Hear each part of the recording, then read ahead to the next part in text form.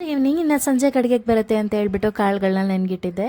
ಇನ್ನು ರಾತ್ರಿ ಅಡುಗೆಗೆ ಕಡಲೆಕಾಳು ಪಲ್ಯ ಜೊತೆ ರೊಟ್ಟಿ ಮಾಡೋಣ ಅಂತ ಹೇಳ್ಬಿಟ್ಟು ಮೊದಲು ಕಡಲೆಕಾಳನ್ನ ಚೆನ್ನಾಗಿ ಬೇಯೋದಕ್ಕೆ ಇಟ್ಕೊಳ್ತಾ ಇದ್ದೀನಿ.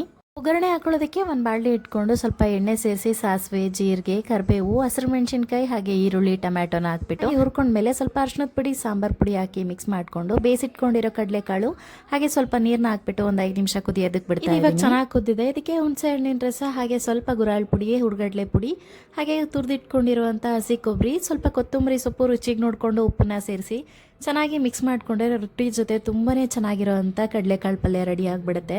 ಚಪಾತಿ ಜೊತೆ ಇನ್ನೊಂದು ಥರನೂ ಪಲ್ಯನೂ ಮಾಡ್ತಾರೆ, ಅದನ್ನು ನೆಕ್ಸ್ಟ್ ಟೈಮ್ ಇನ್ಯಾವತ್ತಾದರೂ ತೋರಿಸ್ತೀನಿ. ಈ ಥರ ರೊಟ್ಟಿ ಜೊತೆನೂ ಚೆನ್ನಾಗಿರುತ್ತೆ, ಹಾಗೆ ಚಪಾತಿ ಜೊತೆನೂ ತುಂಬಾ ರುಚಿಯಾಗಿರುತ್ತೆ. ಹೆಸರು ಕಾಳು ಇತ್ತಲ್ವ, ಅದರಲ್ಲಿ ಸಲಾಡ್ ಮಾಡ್ಕೊಳ್ಳೋಣ ಅಂತ ಹೇಳಿ ಹೆಸರು ಕಾಳು, ಸೌತೆಕಾಯಿ, ಕ್ಯಾರೆಟ್, ಹಸಿರು ಮೆಣಸಿನ್ಕಾಯಿ, ಟೊಮ್ಯಾಟೊ, ಈರುಳ್ಳಿ, ಕೊತ್ತಂಬರಿ ಸೊಪ್ಪು, ಕಾಯಿ ತುರಿ, ಸ್ವಲ್ಪ ಉಪ್ಪು ಹಾಗೆ ನಿಂಬೆಹಣ್ಣಿನ ರಸ ಹಾಕಿ ಚೆನ್ನಾಗಿ ಮಿಕ್ಸ್ ಮಾಡಿಕೊಂಡ್ರೆ ಹೆಸರು ಕಾಳು ಸಲಾಡ್ ರೆಡಿ ಆಗಿಬಿಡುತ್ತೆ.